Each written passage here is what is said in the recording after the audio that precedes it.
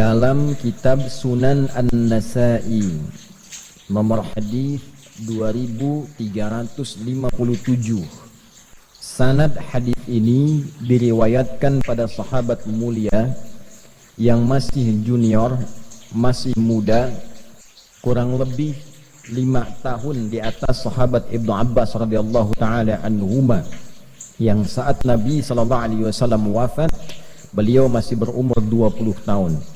Ayahnya termasuk yang dikasihi oleh Nabi sallallahu alaihi wasallam, bahkan pernah tercatat dalam sejarah menjadi anak angkat yang diadopsi oleh Nabi sallallahu alaihi wasallam.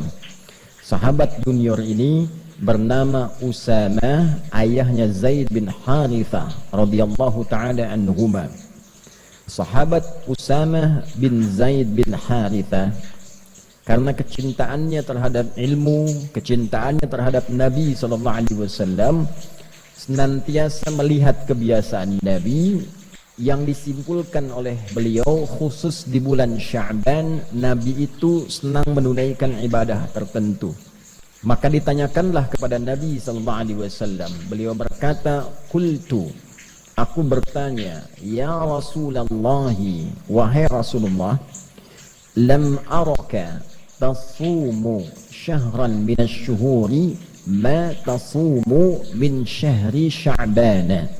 Ya Rasulullah, saya tidak melihat kebiasaan Anda, baginda, banyak menunaikan puasa sunnah dalam satu bulan dibandingkan bulan-bulan lain, kecuali saya lihat Anda banyak menunaikannya di bulan Sya'ban. Jadi Nabi sallallahu alaihi wasallam di luar bulan Ramadan yang diperintahkan kita menunaikan ibadah puasa wajib sebulan penuh, di luar Ramadan Nabi juga menunaikan puasa sunnah. Di antara sekian bulan, 11 bulan selain Ramadan, Nabi diamati oleh sahabat yang kecil, yang junior ini banyak menunaikan puasa sunnahnya di bulan Sya'ban. Maka ditanyakanlah kepada beliau sallallahu alaihi wasallam, mengapa Nabi banyak menunaikan puasa di bulan Sya'ban? Dalam syarahnya, apakah ada keutamaan di bulan Sya'ban ini sehingga dengan itu Nabi sallallahu alaihi wasallam banyak menunaikan puasa di bulan ini? Maka Nabi sallallahu alaihi wasallam kemudian menjawab, qala Rasulullah sallallahu alaihi wasallam, dzalika syahrun yaghfulun nasu anhu baina Rajab wa Ramadan. Duhai Usamah bin Zaid bin Harithah, bulan Sya'ban itu adalah bulan yang memiliki keutamaan, bulan yang istimewa, yang keistimewaan ini mulai banyak dilupakan oleh orang-orang. Terletak bulan ini antara Rajab dan Ramadan.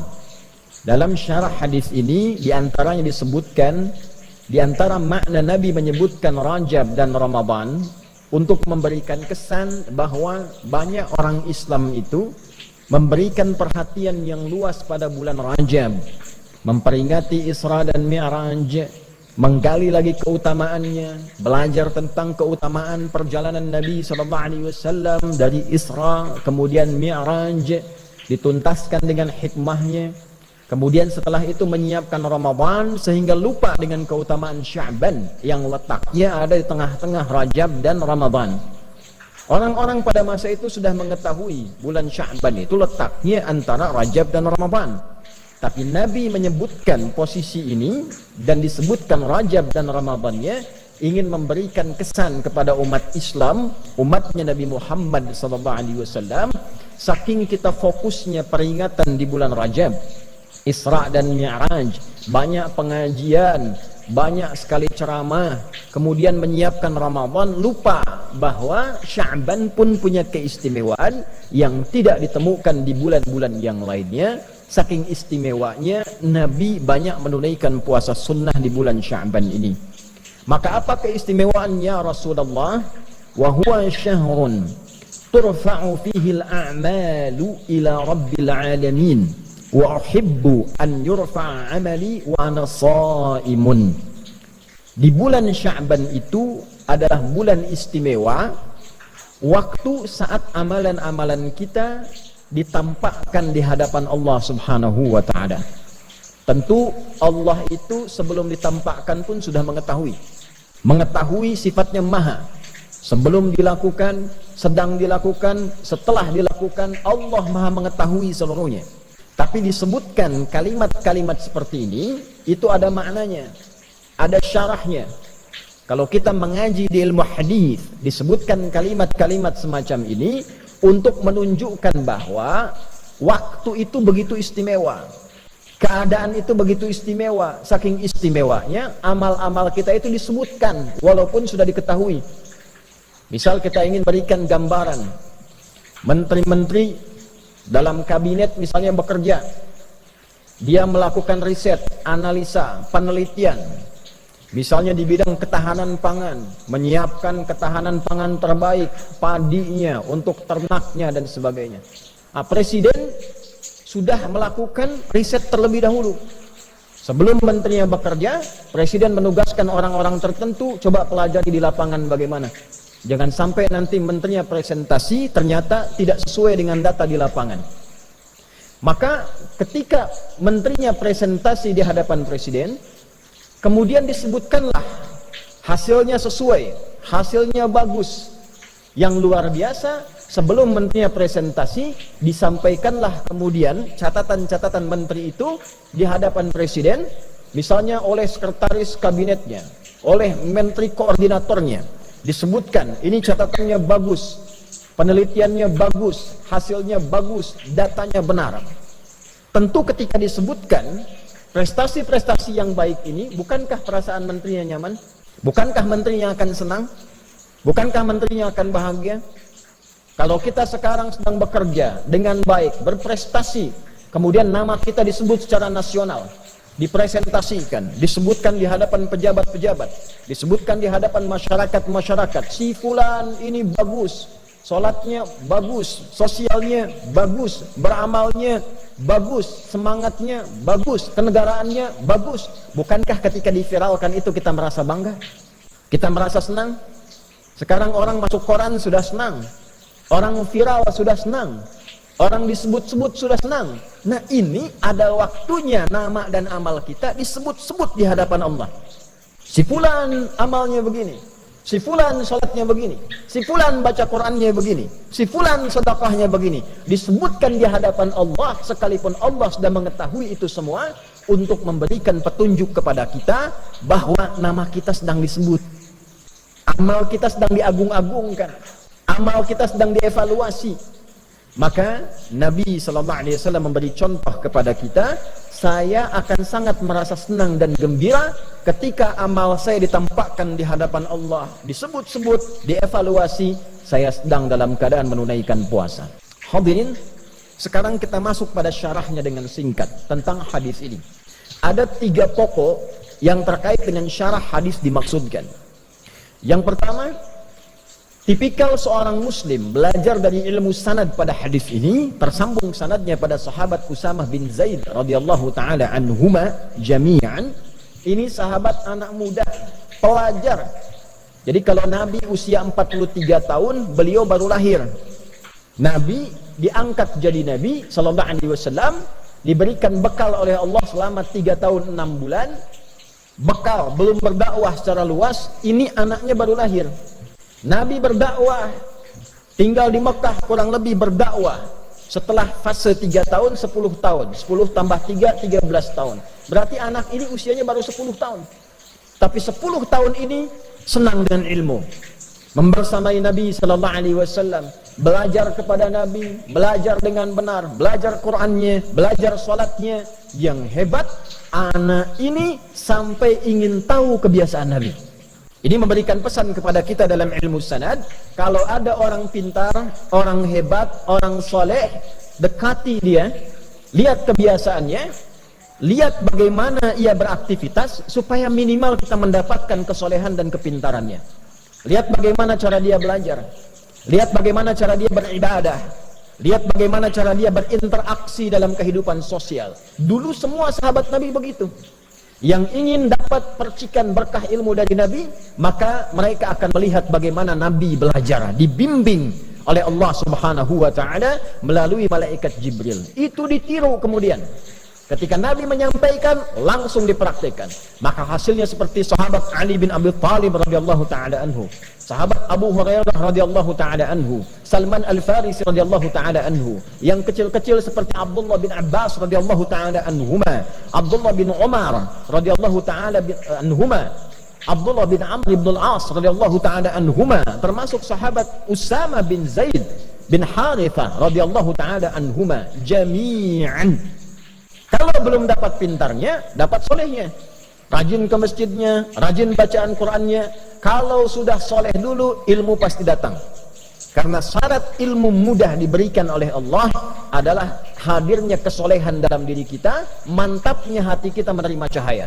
Wattaqullah wa yu'allimukumullah. Tingkatkan takwamu kepada Allah, baru Allah tanamkan, ajarkan, pahamkan pengetahuan pada diri kita. Yarfa'illahu alladhina amanu minkum walladhina utul ilma darajat. Kalau ingin diberikan ilmu utul ilma, maka tambahkan imannya dulu. Rajin tahajudnya, rajin zikirnya, rajin salawatnya pada Nabi SAW, semangat dalam belajarnya, semangat dekati Allah. Kalau sudah dekat dengan Allah, diberikan apa yang kita inginkan, termasuk ilmu.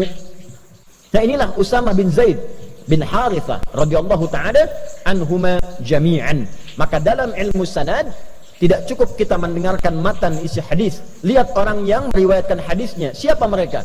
Ada yang di bidang militer, ada yang di bidang kamtibmas, ada yang di bidang niaga bisnis, ada yang di bidang pengetahuan, ada yang di bidang rumah tangga. Pelajari siapa mereka, bagaimana mereka mengambil ilmu dari Nabi sallallahu alaihi wasallam. Nah, sahabat ini karena melihat kebiasaan Nabi di bulan Sya'ban, artinya apa? Beliau ini orang yang rajin mengamati perilaku Nabi. Karena rajin mengamati perilaku Nabi, dekatlah dengan Nabi dan mendapatkan percikan keberkahan dari keberkahan Nabi sallallahu alaihi wasallam. Maka di era Umar bin Khattab radhiyallahu taala anhu saat menjadi khalifah, beliau presiden, punya Baitul Mal, pusat ekonomi, pusat harta. Pada waktu-waktu tertentu dibagikan ke semua rakyatnya. Jadi beliau melihat potensi di wilayahnya, di negara yang dipimpinnya, apa saja sumber dayanya, apa saja yang diolahnya, dikumpulkan di pusat kumpulan harta namanya Baitul Mal. Setelah itu diberikan kemudian kepada rakyatnya secara merata, sesuai dengan porsi, kebutuhan dan keutamaannya. Setiap bulan semua rakyat dapat santunan, yang belum bisa kerja dapat modal, dapat bimbingan, yang yatim dirawat, yang kehilangan suami dirawat juga. Negara hadir membersamai. Satu kali anaknya Umar bin Khattab radhiyallahu taala anhu mendapat bagian. Ketika dibagikan, setelah itu Usamah bin Zaid dapat bagian juga. Ternyata bagiannya Usamah bin Zaid itu 2 kali lipat dari anaknya Umar bin Khattab, yaitu Abdullah bin Umar bin Khattab radhiyallahu taala anhuma. Anak presiden dapat bagian Baitul Mal, ya, karena presidennya juga tidak tampil dengan kekayaan, hidupnya sederhana. Walaupun orangnya jenius, pintar, hidupnya sederhana, rumahnya sederhana, anaknya pakai baju banyak tambalan dalam bajunya. Dapat santunan dari negara untuk menunjukkan negara hadir dengan porsi yang sama. Walaupun anak presiden, rakyat juga. Walaupun anak seorang pemimpin, sama dengan rakyat juga. Bajunya sama, tertawa bersama, duka bersama. Tapi ternyata ada anak lain yang bukan anak presiden, porsinya mendapatkan 2 kali lipat dari anak presiden. Ini menarik. Maka anaknya bertanya kepada bapaknya yang presiden, "Wahai ayahanda, kenapa Usama mendapatkan bagian lebih daripada saya 2 kali lipat?" Maka kata Umar bin Khattab radhiyallahu taala anhu, karena Usama bin Zaid itu lebih dekat hubungannya dengan Nabi, lebih dicintai oleh Nabi. Artinya apa? Nabi lebih mengetahui keadaan Usama dibandingkan dengan anaknya Umar.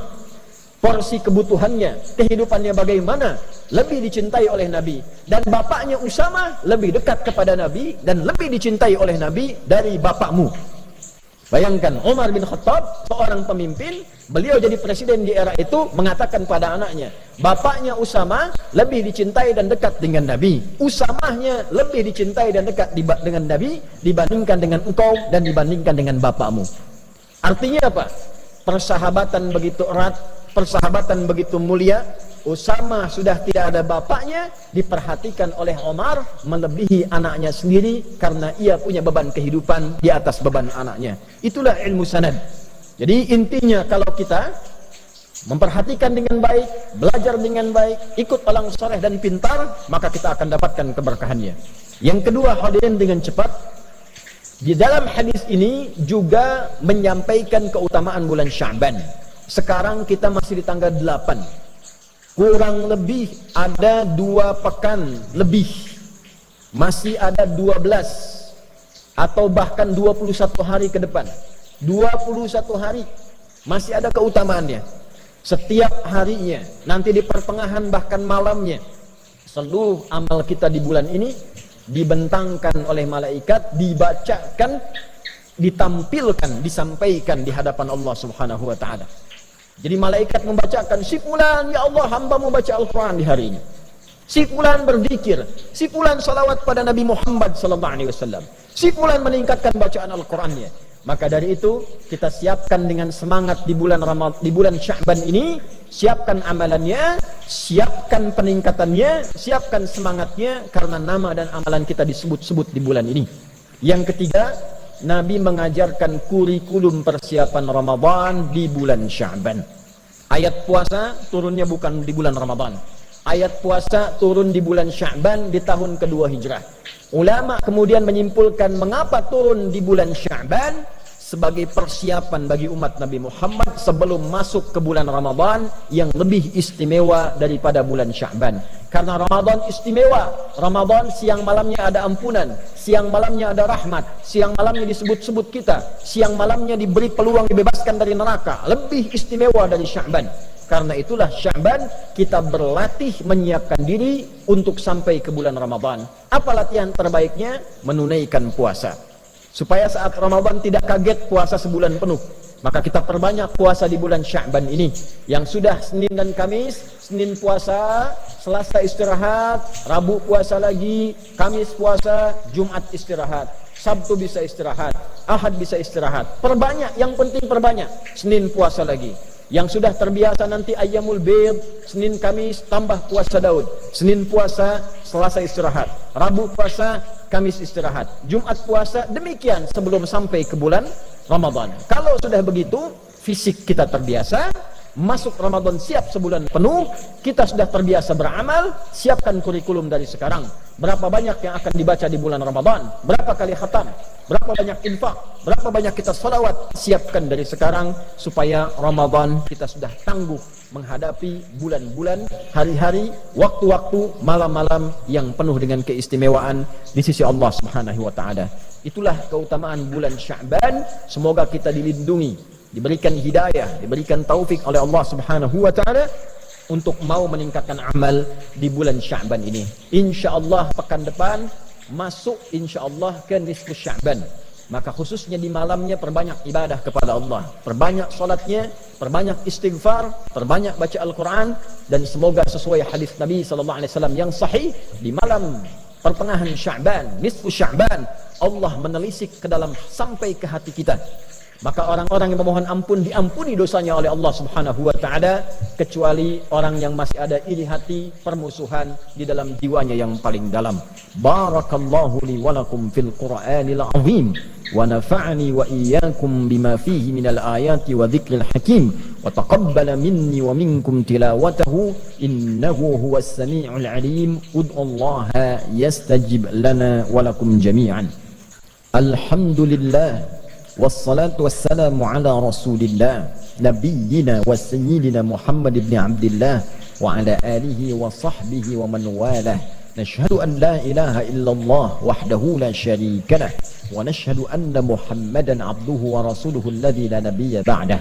Allahumma salli wa sallim wa barik ala hadha an-nabiyyil karim ar-rasulil amin nabiyyina wa sayyidina Muhammadin wa ala alihi wa sahbihi wa dhurriyyatihi wa ummatihi ila yaumiddin. فيا عباد الله قال تعالى يا أيها الذين آمنوا اتقوا الله حق تقاته ولا تموتن إلا وأنتم مسلمون.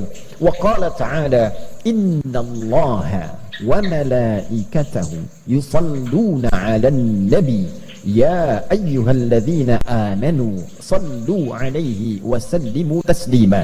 اللهم صل وسلم وبارك على هذا النبي الكريم الرسول الأمين نبينا محمد وعلى آله وصحبه أجمعين.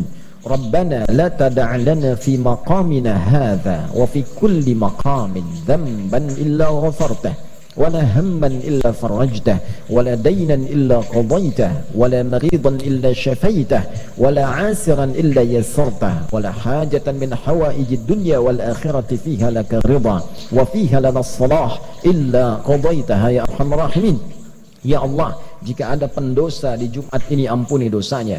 Jika ada yang sakit, mohon angkat dan sembuhkan penyakitnya. Jika ada yang mengalami kesulitan, mohon angkat dan hilangkan kesulitannya. Jika ada yang tengah gelisah, mohon tenangkan hatinya. Jika ada yang sampai Jumat ini diliputi utang piutang, limpahkan luasan rizki kepadanya untuk melunasi utang-utangnya.